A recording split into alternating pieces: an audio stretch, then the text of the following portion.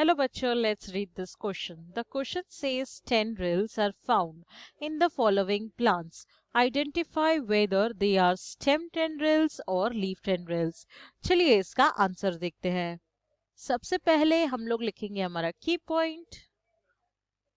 यहाँ पे बात की जा रही है about the tendrils. Okay, so what are tendrils? Tendrils basically एक स्मॉल पार्ट रहता है जो पार्ट का प्लांट का मॉडिफाई हो जाता है. ठीक है, अब वो मॉडिफाई क्यों हो रहा है? किसी प्लांट को सपोर्ट के लिए, सपोर्ट देने के लिए वो अपने आप को मॉडिफाई कर लेता है. अब जब वो मॉडिफाई होता है तो किसी किसी प्लांट में जो स्टेम रहती है वो मॉडिफाई हो जाती है और किसी किसी में लीफ मॉडिफाई होती है. सपोज ये मेरा स्टेम है, तो यहाँ पे इसका एक पार्ट मॉडिफाई हो गया एंड स्पाइरली बन गया. So it becomes a tendril and it will wind to some surface and it will start growing. So यहाँ पे हमें पहचानना है कि कौन से में स्टेम टेंड्रिल बनेगा और कौन से लीफ टेंड्रिल्स रहेंगे. तो सबसे पहले हम लोग देखेंगे टेंड्रिल्स की डेफिनेशन, फिर हम लोग देखेंगे एक एक का clarification.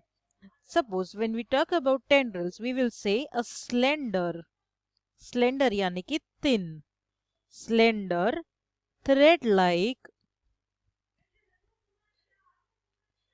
a slender thread-like appendage.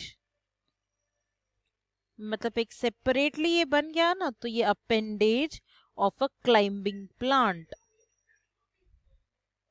of a climbing plant. Then we'll say it often grows in the spiral form. So often grows in spiral form.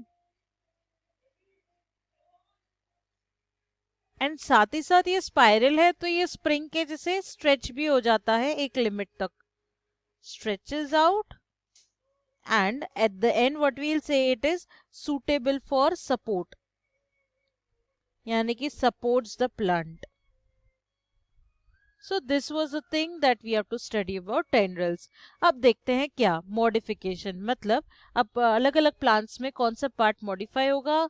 Okay, and it will be for the cucumber it will be stem tendril और leaf tendril. चलिए देखते हैं. First A cucumber. यहाँ पे जो हमारी stem थी वो मॉडिफाई हुई है, it has turned into stem tendril. Then the second one is Ps.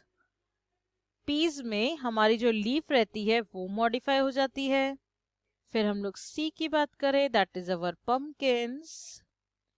तो पम्पकिंस में जो हमारी स्टेम रहती है वो मॉडिफाई हो जाती है.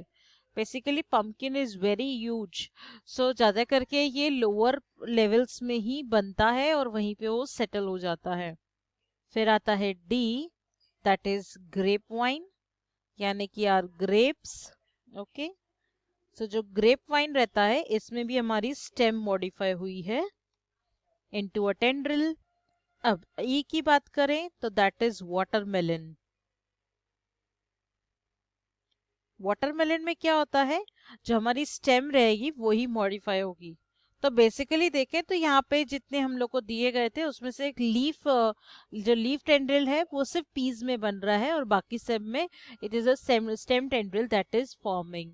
So this is our answer. I hope you have understood well. All the best.